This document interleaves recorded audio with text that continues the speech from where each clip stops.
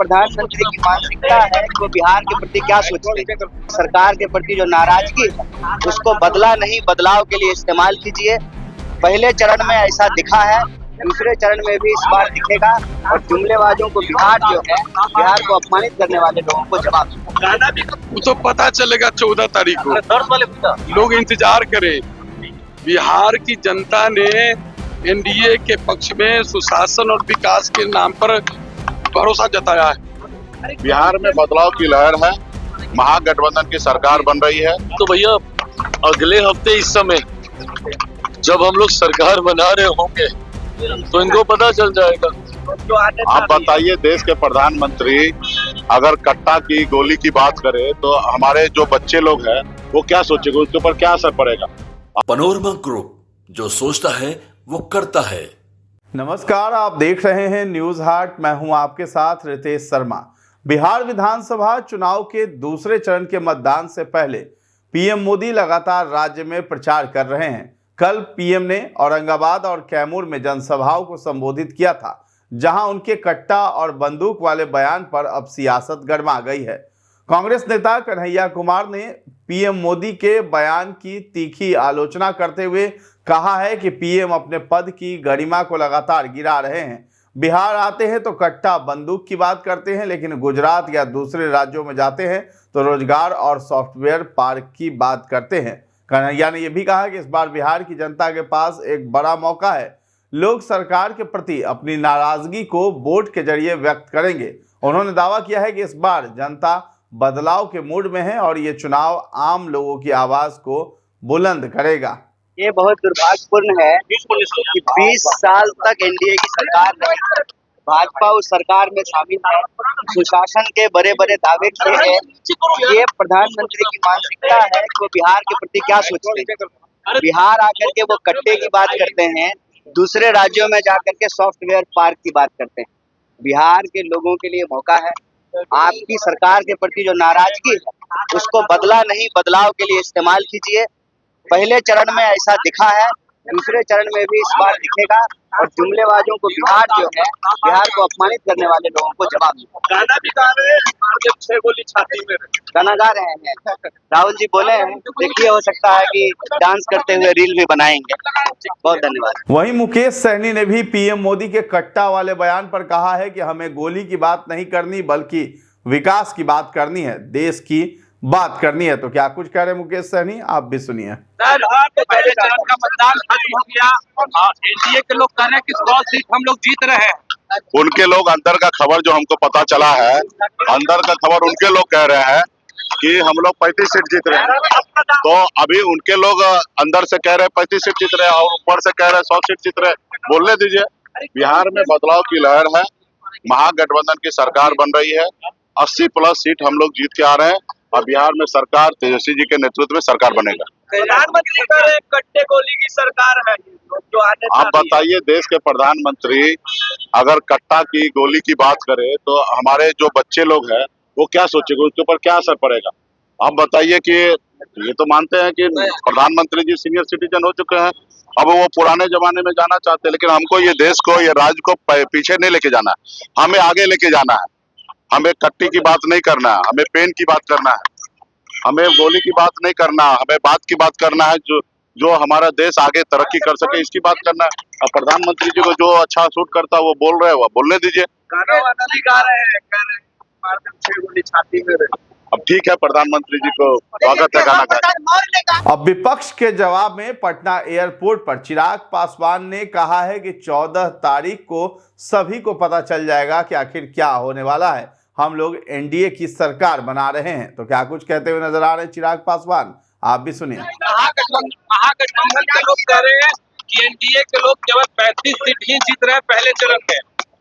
हाँ तो भैया अगले हफ्ते इस समय जब हम लोग सरकार बना रहे होंगे तो इनको पता चल जाएगा, क्योंकि एक हफ्ते के बाद अब तो मात्र 6 दिन रह गए परिणाम में, और अगले हफ्ते ठीक इस समय एनडीए सरकार बनाने की गहमा गहमी में होगा।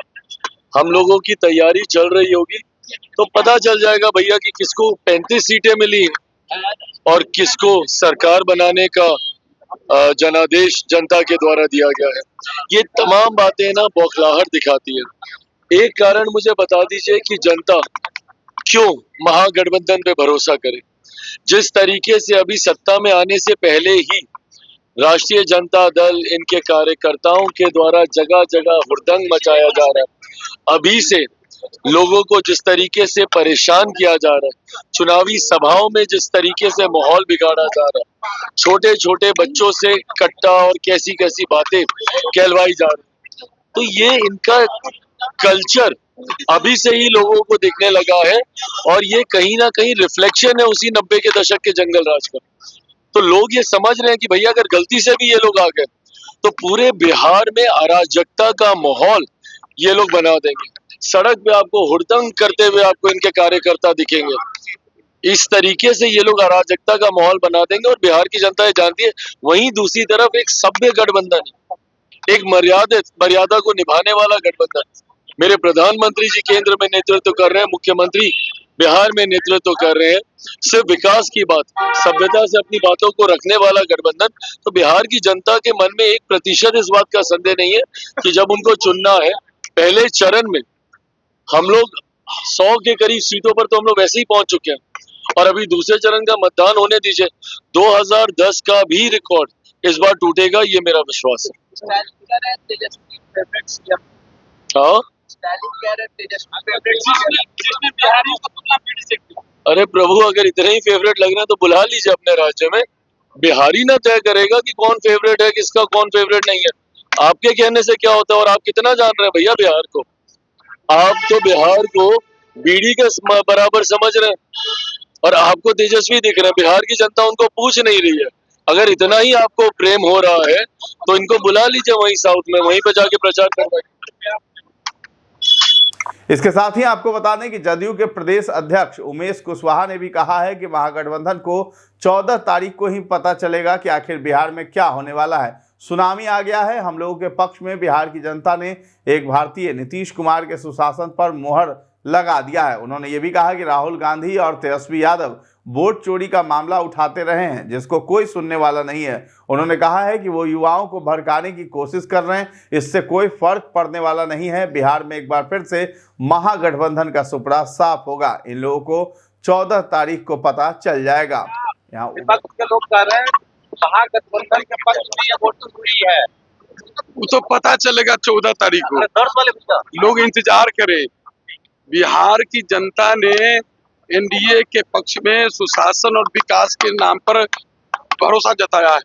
फिर से माननीय मुख्यमंत्री नीतीश कुमार जी के हाथ में बागडोर देने के लिए सब बिहार की जनता ने एक तरफा वोट किया है, एनडीए के पक्ष में गुलबंद होकर वोट किया है। तो समझ ही रहे हैं किस तरह से वो यहाँ अराजकता, जिसके साथ उनका राहुल गांधी जी का यहाँ गठबंधन है। उनसे पूछिए न कि 15 साल उनके माता पिता के शासनकाल जब रहा उन्होंने क्या किया और जो जिस तरह से युवाओं को भड़काने की कोशिश की है, जो उन्होंने नौकरी के नाम पर चाहे कुछ भी, तो पहले तो जो नौकरी के नाम पर जमीन लिए, जो नौकरी रेलवे में, तो वो न पहले लौटाएं। और जो चारों तरफ जान लीजिए विपक्ष के पास तो कोई मुद्दा है नहीं, तो मुद्दा भी नहीं लोग।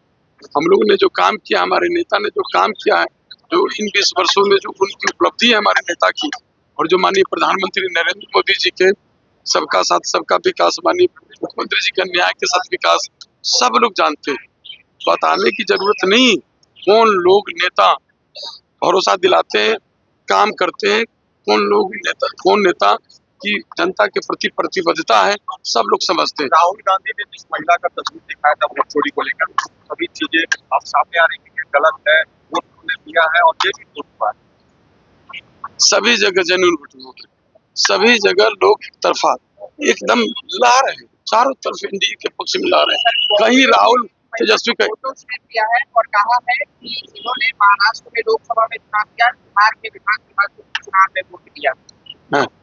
हमने तो कहा ना कि देख रहे जिस तरह आए थे बीच में यात्रा कर रहे थे, वोट बचाओ के यात्रा कर रहे थे जिस तरह, तो उस समय में किस तरह से उन्होंने अराजकता फैलाया, क्या है, कैसे कैसे बातों के लेकर झूठ प्रचार किए।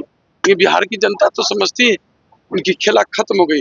एक भी कंप्लेन जो वोट चोरी के जो बात कर रहे थे उस समय में कि मतदाता सूची पुनरीक्षण कार्य जब चल रहा था उस समय ने कहा कि इतना लोगों का नाम कट गया, इतना लोगों का नाम हटा दिया गया चुनाव आयोग के द्वारा, तो कोई एक प्रूफ हुआ किसी को लेकर उन्होंने कहा? तो आज फिर देखिए ना, चुनाव वो हार रहे हैं। चारों तरफ जो 121 जो विधानसभा का चुनाव हुआ, जो कल परसों जो मतदान हुआ, एक तरफा लहर है।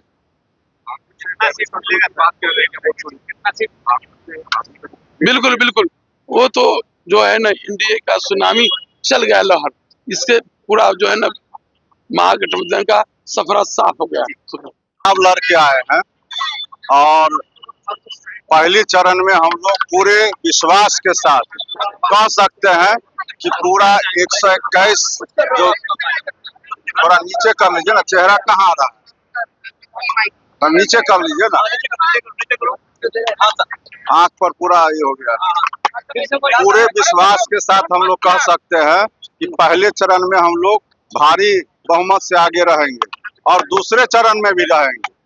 कहीं से भी विपक्ष हम लोग के आसपास फटकने वाली नहीं है और माननीय मुख्यमंत्री जी और एनडीए ने जो एकजुटता का परिचय दिया है, आज भी हम लोग देख रहे हैं विपक्ष आपस में लड़ रहे हैं, आपस में ही उनका कंपटीशन है, हम लोग से कोई कंपटीशन दूर दूर तक नहीं है। और पहले चरण में हम लोगों ने सभी सीट पर बढ़त है। हम लोग दरभंगा जिला के 10 विधानसभा में 10 विधानसभा हम लोग जीतने जा रहे हैं। 9 विधानसभा तो पहले भी जीते थे और हम लोग खुद भी चुनाव लड़ के आए हैं।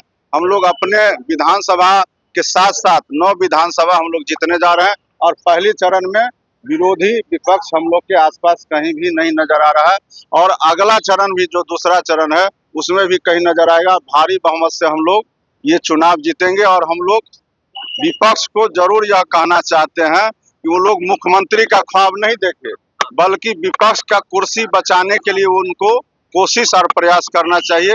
2010 का जो रिजल्ट आया था उससे भी बेहतर रिजल्ट इस बार आने के लिए जा रहा है।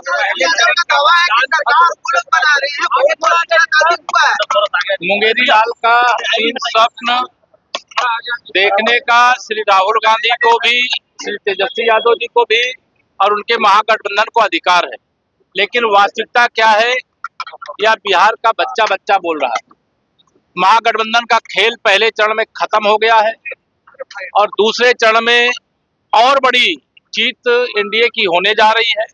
14 नवंबर को जो रिजल्ट आएगा, बिहार जंगल राज का जो 25 साल है उसको जब 2030 में हम लोग खत्म करके विकसित बिहार बनाने का काम कर लेंगे, यहाँ रोजगार के अनेक अवसर देने का काम कर लेंगे, तो यहाँ न कट्टा चलेगी, न बम चलेगा, न बंदूक चलेगी, न अपहरण का कोई उद्योग चलेगा और ये माफियागिरी सदा सदा के लिए बिहार से समाप्त हो जाएगी।